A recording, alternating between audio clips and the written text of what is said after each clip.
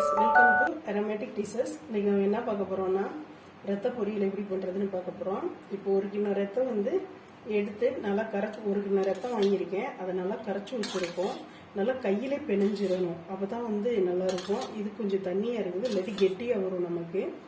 இதை நல்லா பிணைஞ்சு எடுத்து வச்சிருக்கேன். இதுக்கான இன்கிரீடியன்ட்ஸ் என்னென்னு பார்த்துடலாம்.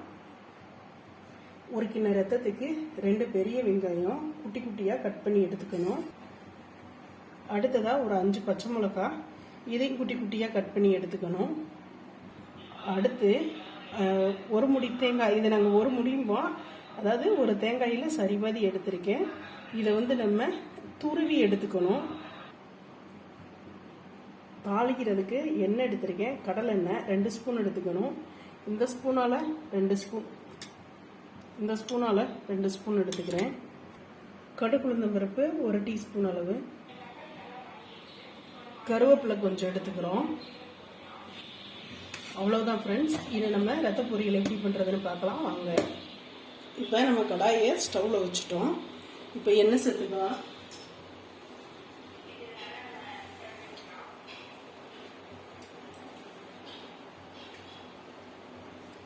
ரெண்டு ஸ்பூன் எண்ணெய் சேர்த்துக்கிறோம். 2 குளிக்கரண்டி எண்ணெய் காஞ்சிருச்சு.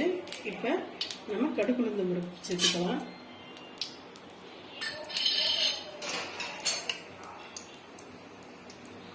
கடுகு நல்லா வெடிச்சு வரணும்.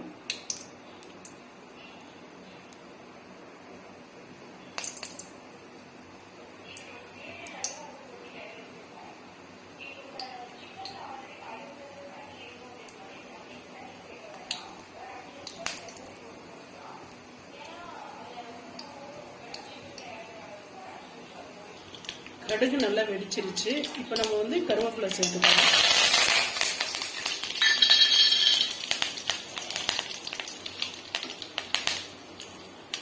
அடுத்ததா நறுக்கி வச்சிருக்கிற பெரிய வெங்காயம் 2,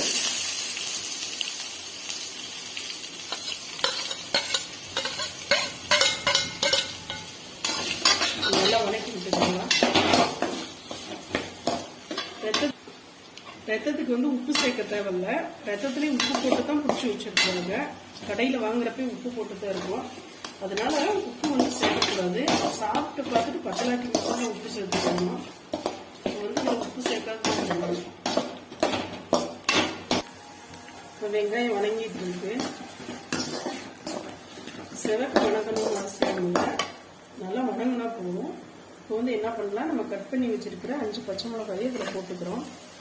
காரம் எக்ஸ்ட்ரா வேணும்னா நம்ம போட்டுக்கலாம். இது நார்மல் காரத்துக்கு. மிளகாயும் கொஞ்சம் நேரம் வணங்கட்டும்.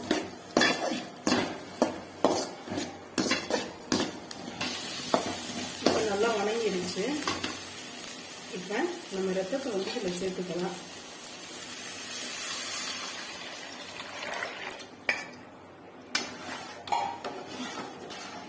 அடிக்கடி கிண்டி விட்டுட்டே இருக்கணும், இல்லாட்டி பிடிச்சிரும் அடியில.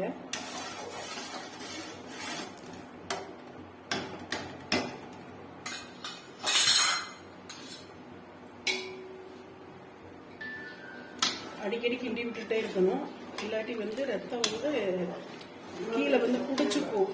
அந்த பாத்திரத்துல கடாயில வந்து பிடிச்சிக்கும். அதனால வந்து நம்ம அடிக்கடி கிண்டி விட்டுட்டே இருக்கணும். இதுவே கெட்டியா இருந்திருந்தா உங்களுக்கு இன்னும் ரத்த பொரியல் வந்து ரெடியா இருக்கும். இது இன்னைக்கு வாங்கிட்டு வந்தப்பயே கொஞ்சம் தண்ணி எக்ஸ்ட்ரா இருந்ததுனால இந்த மாதிரி இருக்கு. நம்ம தண்ணி எதுவும் சேர்த்துடக்கூடாது. அவங்க கொடுக்கறதவே அப்படியே பிணைஞ்சு தாளிச்சு விடணும். கையால தான் பிணையணும், அப்பதான் நல்லா இருக்கும். இன்னும் ரெடியாக 5 நிமிஷம் ஆகும். இப்பதான் இதாயிட்டு இருக்குது. இப்படி கட்டி கட்டியா வரணும். நம்ம பண்றப்ப பிட்டாட்டம் வந்துடும். கொஞ்சம் நேரம் ஆயிட்டா அடிக்கடி கிண்டி விடணும், இல்லாட்டி பிடிச்சிக்கும், தீஞ்சு போயிடும். கொஞ்சம் இப்போ வந்து நமக்கு இதுல உப்பு பத்தாதனால கொஞ்சம் ஒரு 1/4 ஸ்பூன் வந்து சால்ட் எடுத்து போட்டுக்கிறோம். போட்டு நல்லா கிண்டி விட்டுருலாம். உப்பு பத்தாதனால போடுறோம், நமக்கு சரியா இருக்குன்னா போட வேண்டியதில்லை.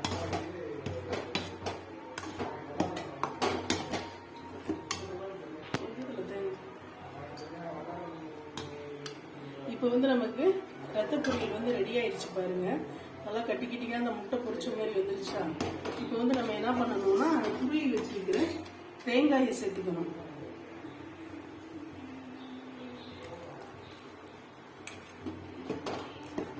தேங்காய் வந்து கொஞ்சம் எக்ஸ்ட்ரா சேர்த்தா தான் நல்லா இருக்கும். அதுக்காகத்தான் பாதி தேங்காய் ஒரு முடி எடுத்துக்கிட்டோம். தேங்காய் சேர்த்த பிறகு ரொம்ப நேரம் வந்து அடுப்பில் வைக்கக்கூடாது. ஒரு 2 செகண்ட் இருந்தால் போதும்.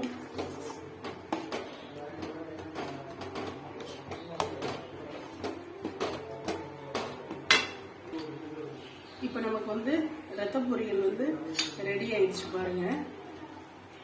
அவ்வளோதான். இப்போ நம்ம ஒரு பவுலில் மாற்றி வச்சுக்கலாம். இப்போ நமக்கு சுவையான ரத்த பொரியல் ரெடி ஆயிடுச்சு.